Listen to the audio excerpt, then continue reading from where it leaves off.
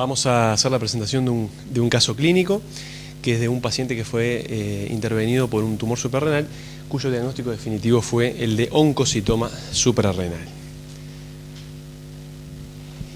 El caso es de un paciente de sexo masculino, de 48 años de edad, con una obesidad mórbida, destacando este antecedente, un índice de masa corporal de 45, un asmático severo, que presentaba un tumor suprarrenal derecho de 7 centímetros de tamaño como hallazgo incidental en una tomografía computada, que fue una angio-TAC, que se realizó por sospecha de un tromboembolismo pulmonar aproximadamente 4 meses antes de la cirugía. Y este es un periodo de tiempo que es importante recordar, como vamos a ver más adelante.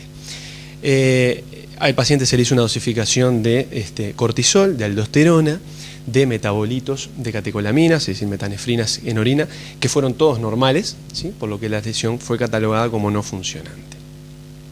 Acá se puede ver en la tomografía, sin contraste, ya la presencia de una gran masa suprarrenal, de gran tamaño, algo heterogénea en los cortes con contraste, ¿sí? Donde es una masa hipodensa, heterogénea, que acá se puede ver su relación con la vena cava inferior. Incluso en este corte aquí se puede ver lo que es la vena capsular media.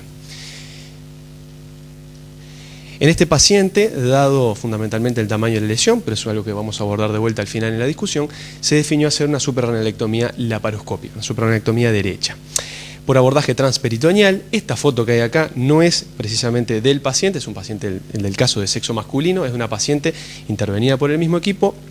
Es simplemente para mostrar el posicionamiento del enfermo en la mesa de operaciones, que van de cúbito lateral izquierdo, en Antitrendelenburg, con un cambrado costoilíaco para aumentar la distancia costoilíaca en la zona donde se va a trabajar. Y sobre todo para ver la colocación de los puertos, un puerto que a mitad de camino entre el ombligo y el reborde costal para la óptica, para las manos derecha e izquierda del cirujano, que en este caso se amplió para la extracción de la pieza.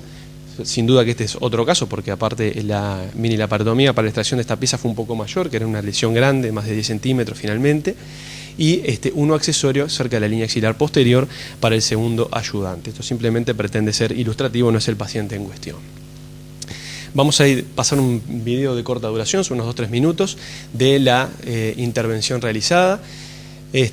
Repasando algunos de los pasos más importantes, comienza con la apertura del peritoneo parietal posterior, ¿sí? Con el segundo ayudante ejerciendo una leve tracción del hígado. No es necesario reclinar bajar el ángulo derecho del colon, pero sí es importante hacer una amplia maniobra de Kocher, como se está viendo acá, un decolamiento duodenal, duodenopancreático, para exponer una estructura de capital importancia en este procedimiento, como es la vena cava inferior, que debemos tener a la vista durante toda la cirugía, recordando que la vena capsular media, acá está la vena cava inferior, desemboca en el borde posterolateral derecho de la misma, ¿sí? Entonces acá proseguimos con la disección del tumor, ampliando lo que es la apertura del peritoneo parietal posterior, simplemente elevando el hígado, liberando lo que es el borde medial de la lesión, luego el borde superior, y así vamos avanzando, primero desde adentro, desde arriba. Se van sellando todo lo que son los ramos arteriales, que recordamos hay superiores, medios e inferiores, utilizando un sellador de vasos de alta energía, en este caso un Ligashur. Se va desprendiendo lo que es el polo inferior del tumor, ¿sí?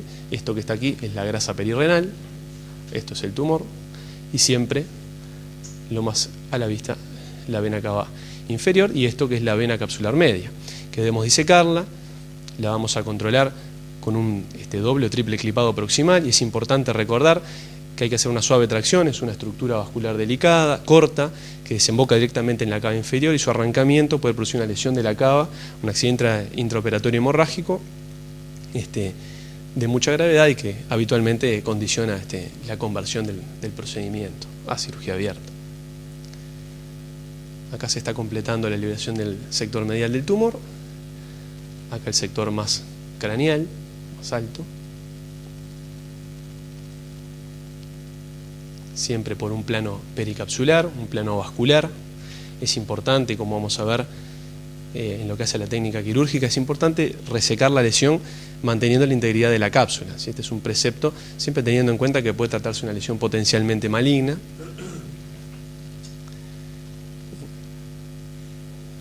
Ahí pueden ver la cava disecada, la vena capsular media clipada. Acá por último se está realizando la liberación lateral y ahí estamos completando la resección de la pieza, separándola ya del plano posterior.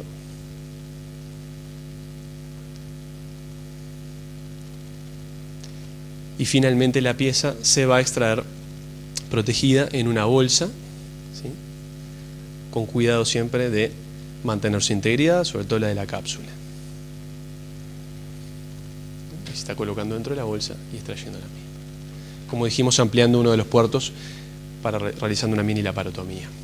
En este paciente, esta fue la pieza de resección, en donde se destaca un tumor de 11 centímetros de eje mayor. Recuerdan que en la tomografía se veía como de 7 centímetros, 3 o 4 meses antes, con una integridad capsular completa y un peso aproximadamente de 280 gramos. A la macroscopía se trataba de una lesión pardo-amarillenta, de consistencia sólida y completamente encapsulada. En la microscopía, lo que se destaca es la presencia de un crecimiento en patrón sólido, patrón trabecular, y la presencia de abundantes células poligonales, que son estas aquí, todas con un citoplasma amplio y fundamentalmente granular, ¿sí?, sin actividad mitótica. Este citoplasma amplio y granular es lo que las define como células oncocíticas y por lo tanto este tumor como un oncocitoma suprarrenal o tumor oncocítico. En este otro corte puede verse la cápsula, puede verse el tumor, así como un pequeño remanente o ribete de tejido cortical suprarrenal que es normal. Acá se ve un corte a mayor aumento del citoplasma granular característico que está dado por la presencia de abundantes mitocondrias, son las que le confieren ese aspecto tan característico. Particularmente en cuanto a lo que es el oncocitoma, se trata de un tumor extremadamente poco frecuente, que cuando aparece suele verse a nivel del riñón, de la glándula tiroides o de las glándulas salivales mayores, pero cuando vamos a la glándula suprarrenal nos encontramos con que desde su primera descripción en 1986 es excepcional y apenas se han descrito unos 150 casos reportados en la literatura. ¿Sí? Por lo tanto, estamos ante un tumor suprarrenal extremadamente poco frecuente. Su presentación habitual es como un incidentaloma habitualmente no funcionante. Recordamos que un incidentaloma es toda lesión suprarrenal mayor de 1 centímetro que se descubre en forma fortuita en un estudio que no fue dirigido a la glándula suprarrenal, y que es una excepción el seguimiento de pacientes oncológicos en los que aparece una masa suprarrenal, habitualmente quedan por fuera de esta definición. Un 30% son funcionantes, como sucede además en la mayoría de los otros incidentalomas, suelen en esos casos simular un feocromocitoma por secreción de catecolaminas y se ha descrito algún caso asociado a síndrome de Cushing.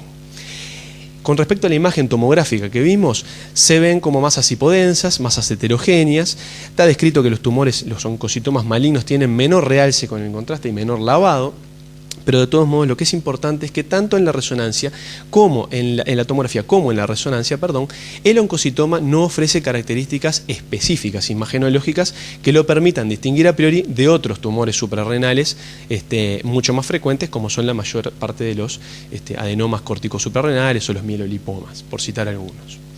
Con respecto a la etiopatogenia, existe una hipótesis de que se trata de un tumor de las mitocondrias a nivel subcelular, recordando la capacidad que tienen las mitocondrias de codificar proteínas a partir de su propio ADN. Desde el punto de vista anatomopatológico, suelen presentarse como lesiones grandes, particularmente grandes, como en este paciente, con sus células oncocíticas características, como ya describimos, y en este caso, si bien la hematoxilina eosina hizo diagnóstico, no se requirió de inmunohistoquímica, puede mostrar positividad para algunos de estos marcadores, fundamentalmente la vimentina. Con respecto a la naturaleza, al comportamiento, se dice que la gran mayoría, si bien hay algunas series aisladas que reportan un alto porcentaje de malignidad, la mayor parte de los reportes hablan de lesiones mayormente benignas, hasta 3/4 partes de ellos, y existe un sistema propuesto por estos autores, por Linways Biseglia, que tiene como objetivo determinar el potencial de malignidad. Establecen criterios mayores y criterios menores.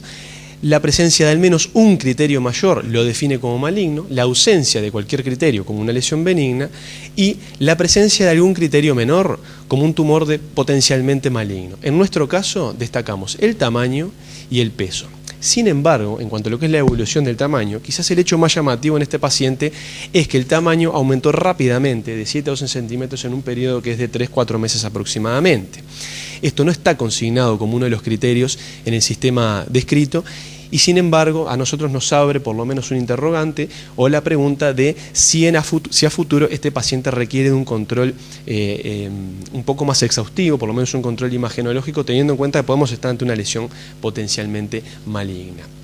Con respecto al tratamiento, particularmente el tratamiento del oncocitoma, no puede decirse nada en particular. El tratamiento de esta masa suprarrenal va a seguir los mismos lineamientos diagnósticos y terapéuticos de cualquier otro incidentaloma.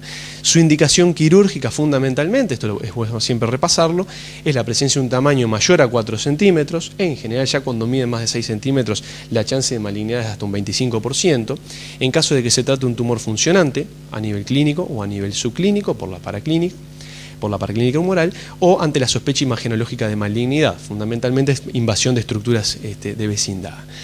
En cualquier incidentaloma suprarrenal, el abordaje laparoscópico, siempre que sea factible, es de elección. Es importante en recordar que la pieza debe ser extraída en bolsa y mantener la integridad capsular. Nuevamente recordando que podemos estar ante lesiones potencialmente malignas, y se citan como principales limitantes un tamaño mayor a 8 o 10 centímetros, aunque esto es un elemento muy subjetivo y depende fundamentalmente de la experiencia y el manejo del equipo quirúrgico. No es un criterio de resección por vía abierta, eso depende de la experiencia del cirujano, pero se señala como una de las causas de conversión y sobre todo la invasión de estructuras vecinas. Simplemente decir con respecto a los raros tumores de este tipo malignos que se recomienda un seguimiento mínimo de 5 años y que existe una alternativa para los inoperables que fundamentalmente, por el terreno del paciente, es la asociación de un citotóxico como el mitotano. Podemos concluir entonces que este tipo de tumor es excepcional a nivel de la glándula suprarrenal, por eso lo traemos para su presentación, que generalmente suele ser un hallazgo imagenológico, como en la mayoría de las masas suprarrenales, cuyo diagnóstico descansa fundamentalmente en la anatomía patológica. Es imposible distinguirlo en el preoperatorio de otros tumores suprarrenales más comunes, y que la resección laparoscópica es segura si se tienen las precauciones de las que hablábamos. Como último corolario, en este paciente destacar el probable potencial maligno, dado sobre todo por el rápido crecimiento en unos pocos meses antes de la cirugía. Nada más, muchas gracias.